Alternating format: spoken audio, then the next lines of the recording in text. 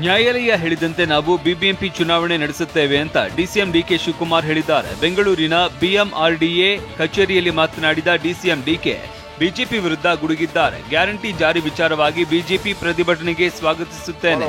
ನಮ್ಮ ಯೋಜನೆಗಳಿಗೆ ಬಿಜೆಪಿಯವರು ಒಳ್ಳೆ ಪ್ರಚಾರ ನೀಡ್ತಾ ಇದ್ದಾರೆ ಅಂತ ವ್ಯಂಗ್ಯವಾಡಿದ್ದಾರೆ. ಬಹಳ ಒಳ್ಳೆಯದು, ನಮಗೆ ಒಳ್ಳೆ ಪ್ರಚಾರ ಕೊಡ್ತಾ ಇದ್ದಾರೆ. ಬೆಂಗಳೂರು ಅಭಿವೃದ್ಧಿ ವಿಚಾರವಾಗಿ ಡಿಸಿಎಂ ಡಿಕೆ ಶಿವಕುಮಾರ್ ನಿನ್ನೆ ಮಹತ್ವದ ಸಭೆ ಮಾಡಿದ್ರು. ಬಿಎಂಆರ್ಡಿಎ ಕಚೇರಿಯಲ್ಲಿ ಬೆಂಗಳೂರು ಶಾಸಕರು ಅಧಿಕಾರಿಗಳ ಜೊತೆ ಡಿಕೆ ಮೀಟಿಂಗ್ ನಡೆಸಿದ್ರು. ಸಭೆಯಲ್ಲಿ ಸಚಿವ ರಾಮಲಿಂಗಾರೆಡ್ಡಿ, ಜಮೀರ್, ಕೆಜೆ ಜಾರ್ಜ್, ಕೃಷ್ಣ ಭೈರೇಗೌಡ, ದಿನೇಶ್ ಗುಂಡೂರಾವ್ ಭಾಗಿಯಾಗಿದ್ರು. ಇದರ ಜೊತೆಗೆ ಸಂಸದ ಡಿಕೆ ಸುರೇಶ್, ಶಾಸಕ ರಿಜ್ವಾನ್ ಅರ್ಷದ್ ಮತ್ತು ಬಿಬಿಎಂಪಿ ಮುಖ್ಯ ಆಯುಕ್ತ ತುಷಾರ್ ಗಿರಿನಾಥ್ ಕೂಡ ಹಾಜರಾಗಿದ್ರು.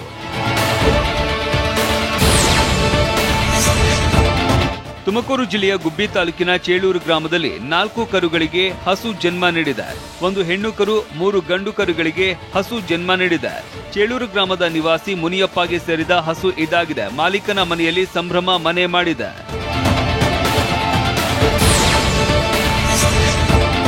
ತಮ್ಮ ಕಾರಿನ ಮೇಲೆ ಕಾಗೆ ಕುಳಿತ ಪ್ರಸಂಗವನ್ನ ಸಿಎಂ ಸಿದ್ದರಾಮಯ್ಯ ಸ್ಮರಿಸಿದ್ದಾರೆ. ಬೆಂಗಳೂರಿನ ರವೀಂದ್ರ ಕಲಾಕ್ಷೇತ್ರದಲ್ಲಿ ಮಾತನಾಡಿದ ಸಿದ್ದು, ನನ್ನ ಕಾರಿನ ಮೇಲೆ ಕಾಗೆ ಕುಳಿತಿದ್ದಕ್ಕೆ ಭಯಂಕರ ಚರ್ಚೆ ನಡೆಯಿತು.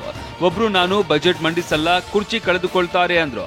ಇನ್ನೊಬ್ರು ಬಜೆಟ್ ಮಂಡಿಸಿದ ಮೇಲೆ ಅಧಿಕಾರ ಕಳ್ಕೊಳ್ತಾರೆ ಅಂತ ಹೇಳಿದ್ರು. ಆದ್ರೆ ಮೌಢ್ಯದ ಕಾಗೆ ಹಾರಿಸಿದವರು ಈಗ ನಾಪತ್ತೆಯಾದರು. ಕಾಗೆ ಕುಳಿತ ಬಳಿಕವೂ 2 ಬಜೆಟ್ ಮಂಡಿಸಿ ಅಧಿಕಾರ ನಿರ್ವಹಿಸಿದೆ. ಆದ್ದರಿಂದ ಮೌಢ್ಯವನ್ನ ನಂಬಬೇಡಿ ಅಂತ ಸಿಎಂ ಸಿದ್ದು ಹೇಳಿದ್ದಾರೆ.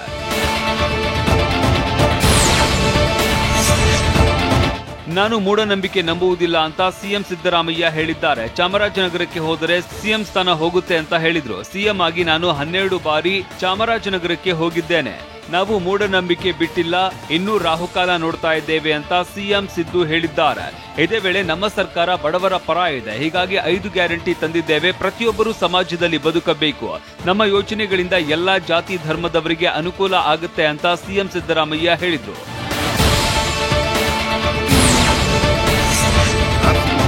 ಸ್ವಾರ್ಥಕ್ಕಾಗಿ ಜಾತಿ ವ್ಯವಸ್ಥೆ ಮಾಡಿದ್ದಾರೆ ಅಂತ ಸಿಎಂ ಸಿದ್ದರಾಮಯ್ಯ ಹೇಳಿದ್ದಾರೆ. ಹಡಪದ ಅಪ್ಪಣ್ಣ ಜಯಂತಿ ಕಾರ್ಯಕ್ರಮದಲ್ಲಿ ಮಾತನಾಡಿದ ಸಿದ್ದು, ಜಾತಿ ವ್ಯವಸ್ಥೆ ವಿರುದ್ಧ ಬುದ್ಧ, ಬಸವಣ್ಣ ಹೋರಾಟ ಮಾಡಿದವರು. ನಾವು ಮನುಷ್ಯರಾಗಿ ಬದುಕಿ ಸಮಾಜದಲ್ಲಿ ಪರಿವರ್ತನೆ ತರಬೇಕು. ಬಸವಣ್ಣನವರು ಕೆಲವರ್ಗದ ಜನರ ಪರವಾಗಿ ಕೆಲಸ ಮಾಡಿದ್ರು. ಅಸಮಾನತೆ ಇದ್ದರೆ ಸಮಾಜದಲ್ಲಿ ಸಾಮರಸ್ಯ ಇರುವುದಿಲ್ಲ ಅಂತ ಸಿದ್ದರಾಮಯ್ಯ ಉಪದೇಶ ಮಾಡಿದ್ರು.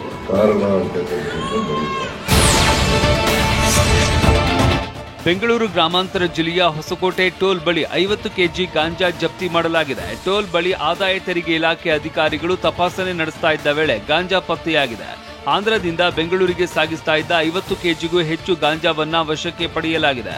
ಗಾಂಜಾ ಪತ್ತೆಯಾಗ್ತಾ ಇದ್ದಂತೆ ಚಾಲಕ ವ್ಯಾನ್ ಬಿಟ್ಟು ಪರಾರಿಯಾಗಿದ್ದಾನೆ. ಹೊಸಕೋಟೆ ಠಾಣೆ ಪೊಲೀಸರಿಗೆ ಐಟಿ ಅಧಿಕಾರಿಗಳು ಮಾಹಿತಿ ನೀಡಿದ್ದಾರೆ.